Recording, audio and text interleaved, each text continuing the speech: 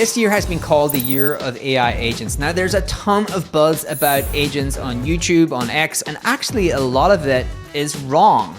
A lot of these agents are not very good yet. We want to give you the actual real download of what is happening with agents, and we're doing that with one of the best brains in the business, Joe Mora, the CEO and founder of Crew AI. We're actually going to break down what is an agent, where you can get started to build agents for your role today. Your job in the future is going to depend on the quality of the agents you have built to help you do your role. All that and more on this episode of Marketing Against the Grain. Let's get into today's show.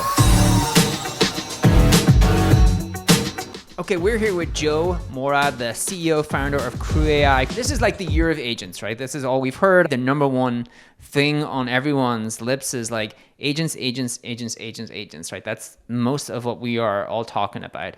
And so I thought we could just tee up for our audience. Maybe we'll actually start with what is an agent? Maybe you can explain to our audience, like, what do we mean by agent? And then we can actually get into your take, like you're one of the best minds here to explain agents and really your take on, is it really the year of agents? And what do we even mean by that? Like, where do you really see agents being impactful this year? So maybe start with like, what is an agent? That's a great way to start, right? What is an agent? What is not an agent? Like, now you have operator, you can chat with all these things, like how you draw the line. So the way that we think about it is everyone knows about kind of like all these LLMs, so ChatGPT, Anthropic, and everything.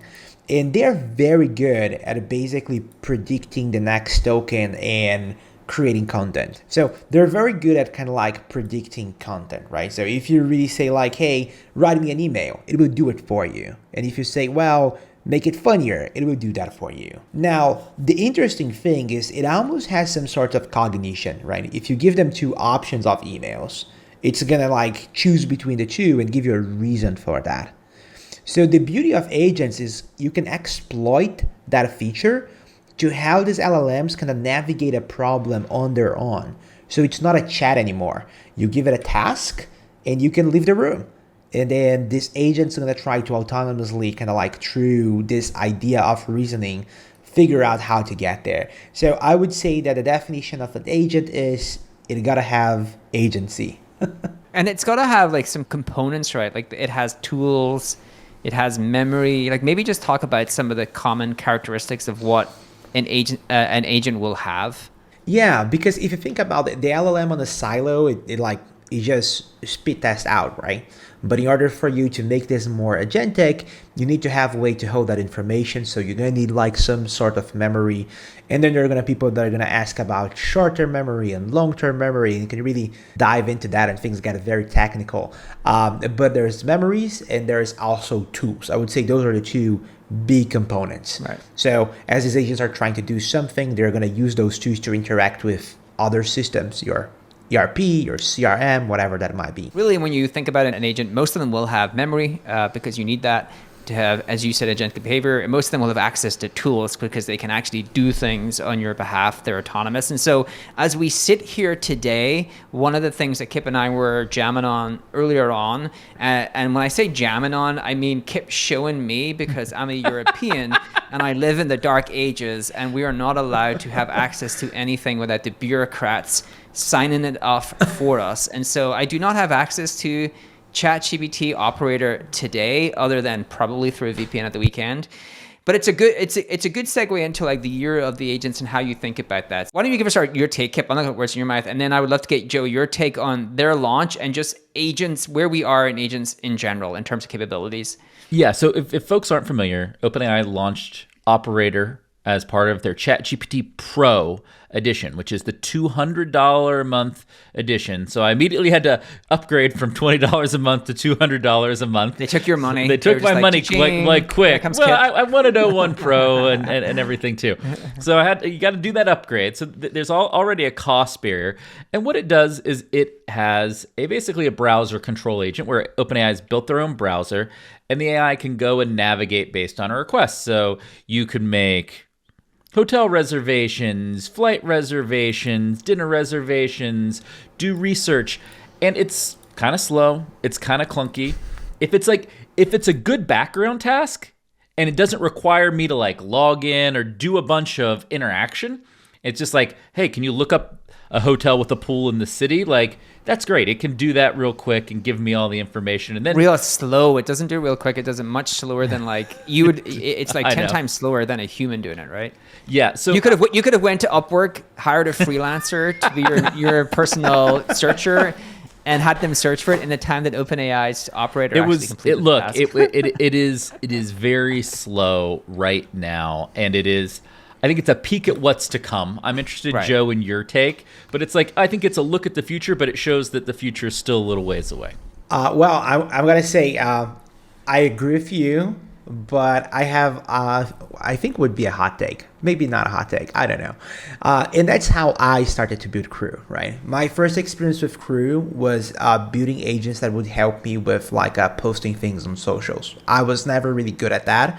I had all these ideas, but from getting that idea and making that into a well-drafted thing that you feel comfortable putting out there in the world, like there's a huge gap in there, right?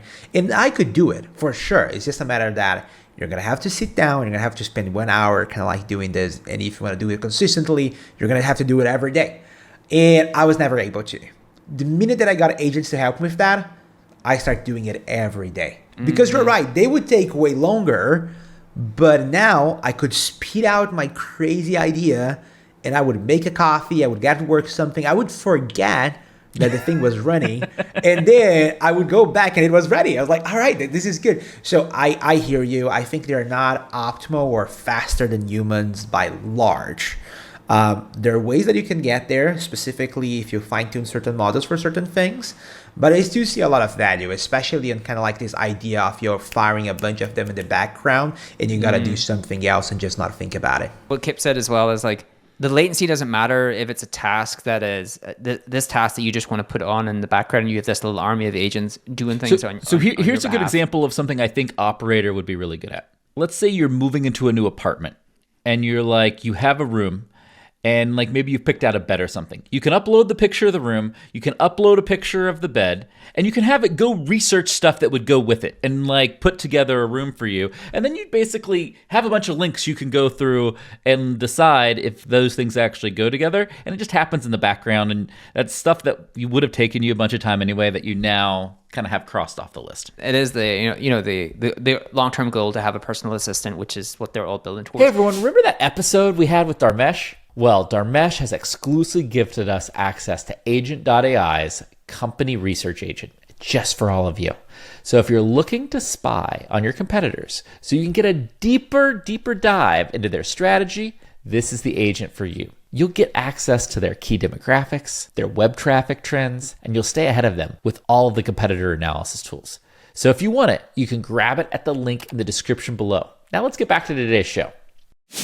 There's one other thing I want to just touch on here because it's important of agents in general, Joe, before we kind of get into just your take on what you think about the impact agents will make this year.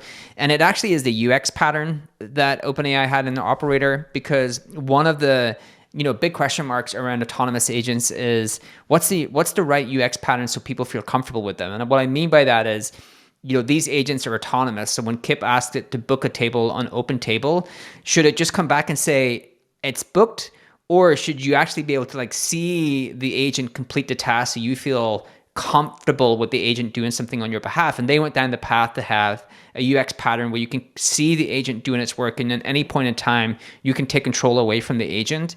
But what's your general take on autonomous agents in terms of how comfortable humans are going to be to integrate them into the workflow, like the right kind of UX pattern? That's a great question. I actually spent some time talking with Sam Altman about this, and it was pretty good because if you think about it, it's like AI is moving very fast, right? So it's not waiting for its native protocols. Because if you think about it, it should not even use a browser, right? A browser doesn't make sense. The concept of kind of like the buttons and everything, that doesn't make any sense. Or even keyboard and mouse, that just increases latency and reduce throughput for these models. Like, in matter of fact, they should not even use language to communicate with themselves or have their own language. But there's something beautiful about being able to inspect what is happening there.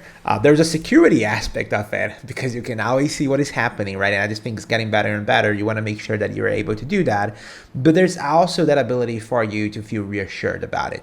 So I think it's going to come to a time where you're going to feel good about just firing requests into the void and things are going to get done for you. But I think right now people just wanted to feel they're more in control of these things, right? And this is true not only on the personal level, but also on companies, right?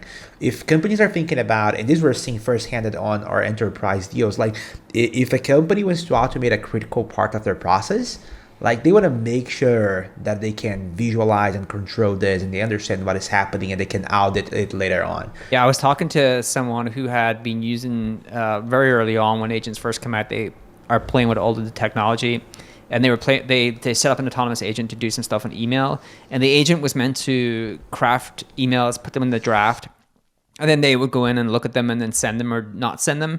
And they had realized that the agent started sending them. They were sending some like pretty bizarre emails. And they were like, yeah, like I feel the right UX pattern is I need to be able to see what the agent's doing. And so maybe that's a good segue to like, okay, we have a lot of hyperbole in AI. There's a lot of, hey, this is transformational this year. Agents are going to be part of the workforce. That was the common talk thread over the past couple of weeks from every tech leader there is. What do they mean by that? Like when you look at what's happening with agents, what do you think they mean by that? And what are you bullish on and what are you not bullish on when it comes to agents? Agents are happening, right? So in here, what you're seeing is the number of cruise executions per month. Each crew has many agents within it. Some have up to 21. That's the highest number that I have seen, but you can go higher than that. So what we're talking here is tens of millions of agents being executed every month. And the reason why I want to double click on that is just that it is happening. In my mind, it is happening. The genie is not getting back into the bottom. Now it's a matter of how fast it will happen and how good you get it in what period of time. But I think what a lot of what we're seeing on companies being bullish about it is because a lot of people are comparing kind of like agents with kind of like the internet early days. And I think that's an interesting way to correlate the both. But if you were online on the internet on day zero, you would have no upside, no impact on your bottom line because no one was online. But what we're seeing with AI is companies implementing it, and like 2 quarters later, they're reporting impacts on their bottom line. So you get some of those 10Ks and 10Qs, and you see companies like Walmart like starting to save millions on support. And you're like, all right, something is happening here. So I think there's a mandate on the executive level on these companies, on the board level of these companies, that this is happening 3 years from now. We need to figure it out how we're going to manage, deploy these resources. And from the end side, everyone's tinkering with it and excited. So it's almost like a claw motion where like incentives are aligning, and I think that is just fooling this up. So I'm bullish that this is the year of agents, and what I mean by that is people are going to deploy a lot of agents this year. They're going to try a lot of things this year. Now, is this the year where companies are going to automate entire departments? I don't think just yet, but I think this year is where things starts to get pretty seriously. Could you maybe tell us how companies that are deploying these crews and agents are doing it in the right way? So to your point, the wrong way is probably I'm going to go in and create agents to replicate what these humans are doing, versus a lot of the success I have seen in agents is like they complete micro tasks that make up part of your role, freeing you up to do freeing you up to actually spend time on things that are much more important, right? So that actually the human can become much better at that role. But could you maybe talk to us, like, where do you see companies deploying them in the right way, and like what examples? One big thing that we talked about, there is a cultural aspect on adopting agents in the company, right? People fear that, or people trying to understand what role do they play. The companies that are being most successful, what they are doing is they're kind of promoting people, right? So you're still accountable for the end of review. You're still accountable for reviewing this, put a nice bow on it, present this, but now you have this extra tool and these agents can do something for you. So a cool example that I can mention is we are working with a telecom company on a legal use case. And basically, like, they have their legal, like, people that can do everything. But what is happening now is they're automating a lot of the contract analysis with these agents beforehand. So by the time that it gets to legal, it already has recommendations, red lines, and a bunch of other things. So kind of like basically scaling things that they couldn't do before without it being prohibitive expensive. But there's so many more use cases. We can talk about the sales and the marketing use cases and the back office automations. There's quite a lot going on out there. We've talked a lot about kind of where agents are, and now I was trying to understand, like, what are the core use cases that people are actually building? Like, what should people go and do? There are a lot of people who watch our show who are like, hey, I just want to, like, understand what I should be doing, how I go out and build an MVP of that to see if it actually makes sense for me, my business, what have you. What's happening and where should people start? Yeah. So what we are seeing is these are the most common horizontals within a company that we are seeing agents and use cases being deployed. Now, there's a few interesting things that you can infer from this. One is there's no clear winner. It's very much spread out. What for companies like us is good news because it means that you can land and expand into all these other areas, right? But if you interview these people as we did and we talk closer with them, the common pattern is actually starting with simpler use cases. It's what we call low precision versus high precision. So low precision use cases, they require, let's say, 9% certainty or accuracy on their outputs, but high precision use cases require 99.999. So an example of a low precision could be, well, I want agents that will help me draft presentations for sales calls out of call transcripts or my CRM information. And high precision use cases that we are seeing out there is helping companies and banks fill IRS forms where, like, you don't want to get that wrong, right? Yeah, you can't mess up your tax forms. Especially like if you're talking about a big corporation. Funny, just an anecdote, funny enough, some of these forms, they are 70 plus pages long, but they come with an instruction manual that is 620 pages long. So yeah, agents can help with that, but that's more high precision use cases, right? Don't start there, you might get burned. Start with low precision and scale from there. That's really great advice, actually. I just want to kind of recap that for the audience. So if you were like in a role and you wanted to even start with agents before you've even started to get into how to build them, and we can get into that and show you some use cases, what your recommendation is like, look, and AI can help with this because I've actually used it as a test for this. If you actually take a role, let's say your role is a BDR, and you split out your tasks into low precision, high precision, and you can actually start to pick some ones that are in that low precision category, and that's like some places to experiment with agents. Is that like the right way for someone to get started? Yeah, the way that we put it is basically you have 4 bullet points. One is be an early adopter. You want to get ahead. 2 is don't wait for other people use cases, right? A lot of people want to know what is company X doing? Like, you don't want to go there. So start simple. That's basically what you're saying. Start with something simple. And when you expand, you want to expand into kind of like the low risk, high impact kind of like use cases and go in that direction. But yeah, exactly as you said. And then in order for you to build them, there's so many different ways right now, right? Like and if anything, there's going to be even more. There's, for less technical people, there's like no code platforms, and we offer that as well. For example, at Creo AI, but there's many others. If you wanted to have, like, if you're a more technical person, you can use frameworks like Creo AI itself, where you can actually code in Python some of these agents and some of this prompt. So I think there's a bunch of different flavors that people can use. Now, a lot of the true value gets unlocked when you get more technical people involved. And we can double click that in a second, but I would say you got that right. And that is, you start with kind of like low precision use cases and simple, and then expand into low risk, high impact. maybe we want to get into like show some of these use cases, but I do think an important point to make is, okay, I've decided that I understand what an agent is.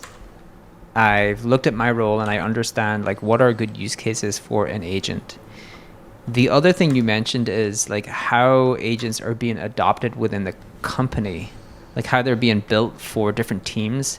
Can you maybe just talk a little bit about that trend, like how you see companies adopting agents? You mentioned it's like still quite a technical thing, and maybe kind of just touch on that. Yeah, for sure. I think it's interesting because early days, what you would have with like LLMs, and I think a lot of people in the audience here probably experiences this firsthand, is you would have on the edges of the organization, on the individual teams, people would just pick up LLMs to do work for them. So someone that's a little more savvy would start to play around with ChatGPT, and they would find this amazing prompt that would help them with kind of like customer proposals, right?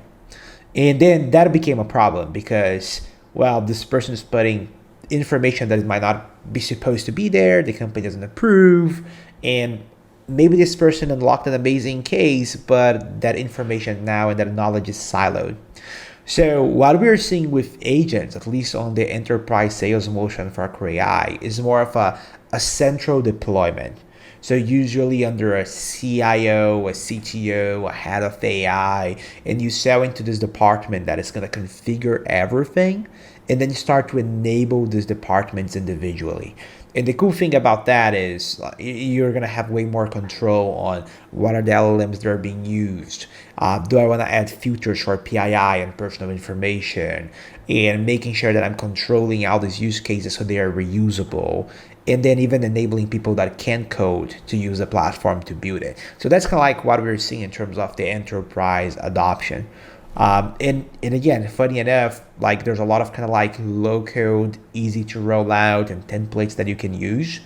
But once that you want to get into those very kind of like chunky use cases, right? Because if you forget the name AI agents for a second, we are talking about AI powered automations, and automation is going to be a very kind of like customized process because all these companies have no equal process. It's when technical people and being involved unlocks a lot of value, especially on integrations with homegrown systems and such.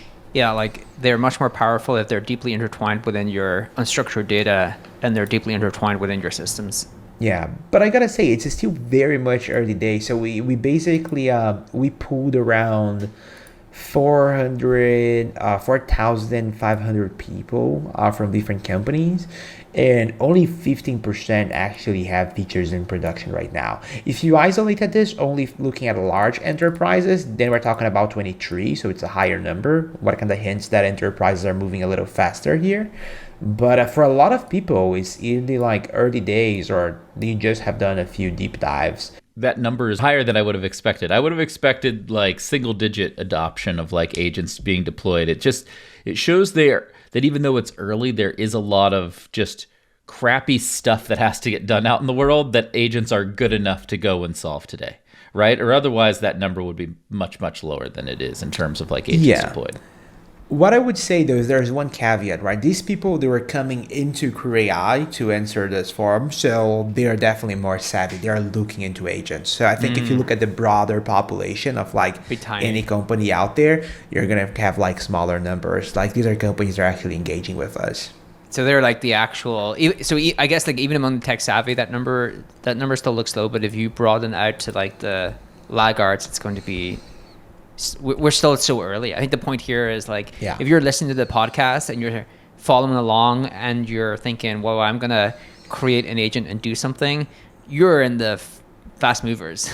Yes, exactly. You still have an opportunity to be like an incredibly fast mover here. I think one of the things that would really help our audience is showcase some of the agents that have been built for real use cases, and go through like what these agents are actually doing for, you know, maybe a salesperson or a marketer or something that you really think is like a good demo or a good example of an agent in action. Yes. So There is a ton of use cases. I think on the marketing and sales side, one of the most interesting ones that I have seen is agents that are doing a couple things. So they start with enrichment. So the way that they deployed this was actually an in-product feature and a back office kind of like automation.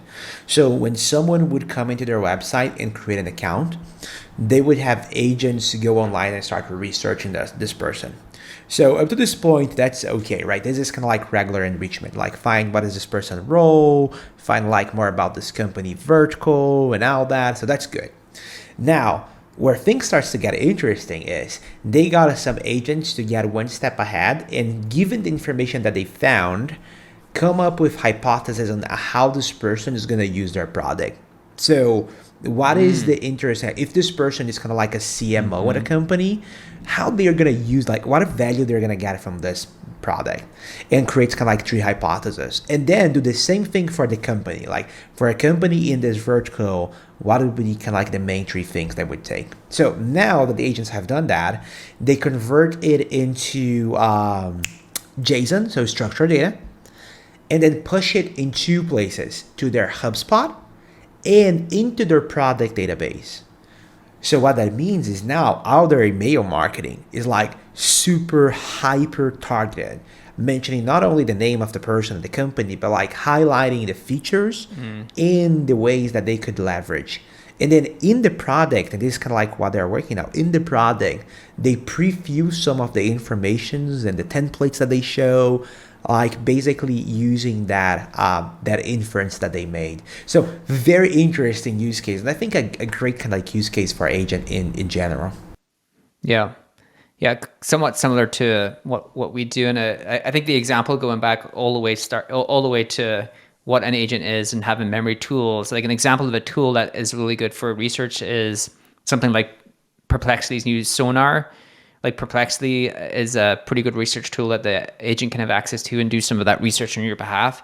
So I think that's a good example of like the agent being able to autonomously complete those tasks without any real human in the loop. And you as a sales rep have that stuff at hand.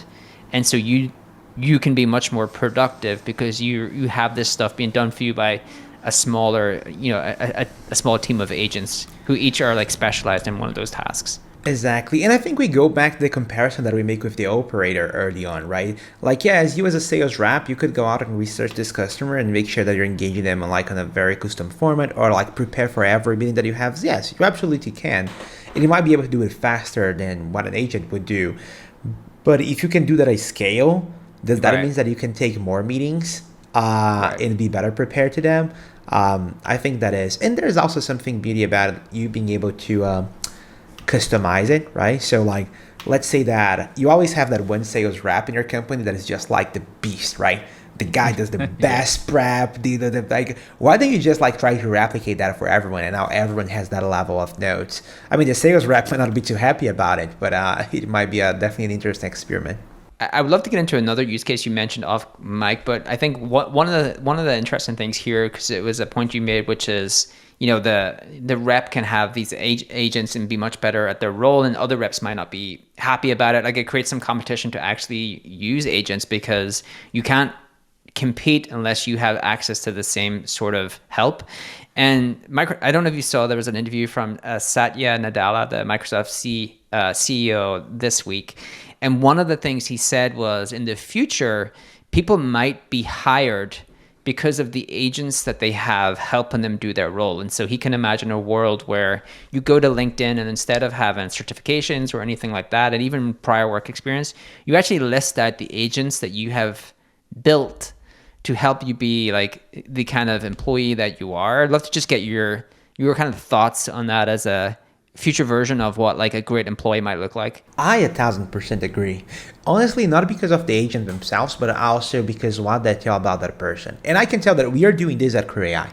So for example, when we interview people for engineering roles, we tell them during the interview, you are allowed to use anything.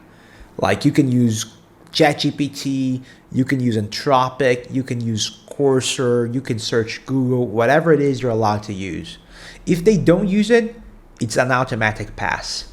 And how well they use it, actually counts a lot on if we're going to make them an offer or not.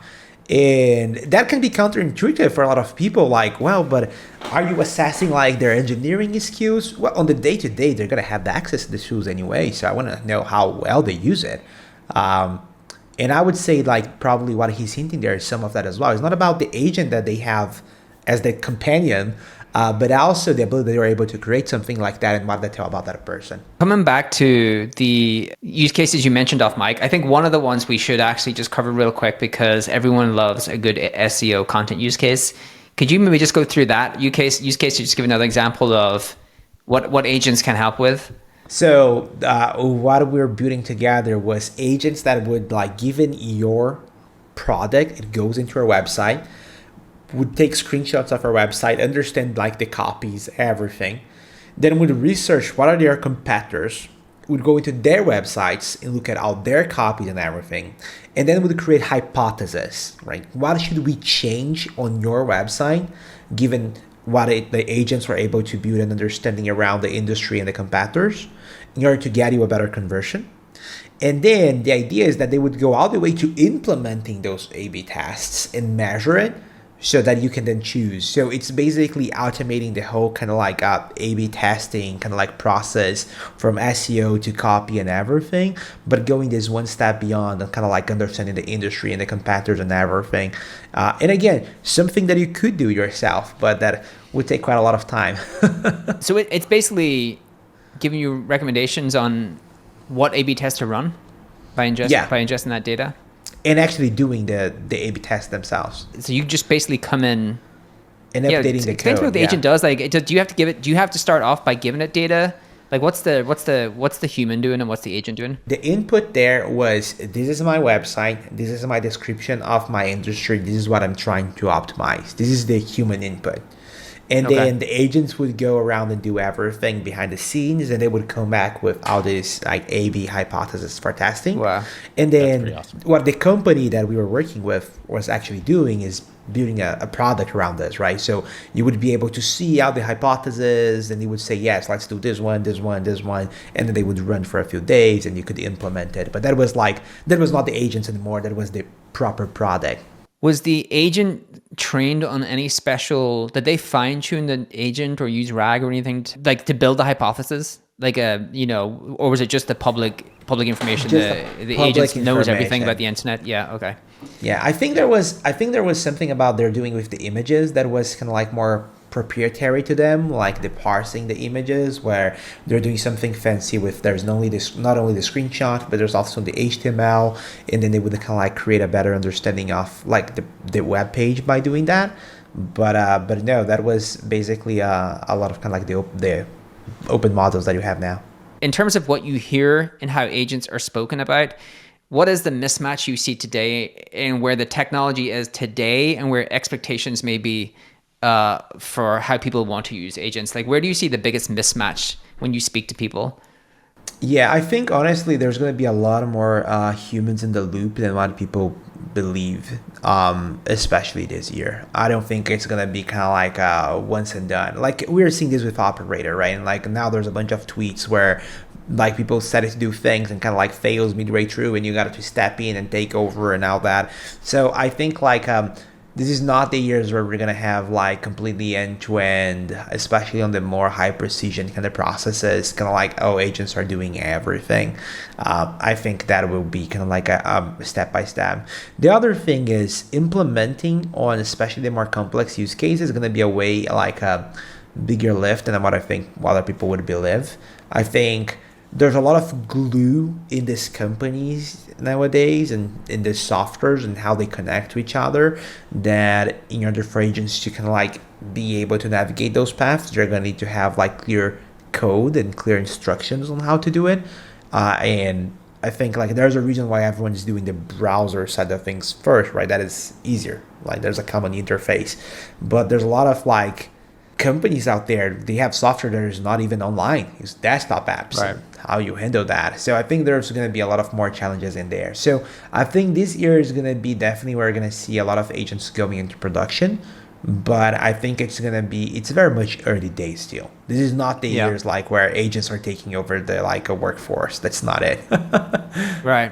It's all the YouTubers creating hype that Hyperbull. It's all those YouTubers. Everything has to be a dramatic, as we realize as YouTubers ourselves, has to be like a dramatic headline. Joe, I think this was an incredible run through of agents in a way that will make it really easy for people to actually understand what the reality is and where they can go get started. And obviously, we would highly recommend they go to a platform like Crew and build some agents and play with the technology.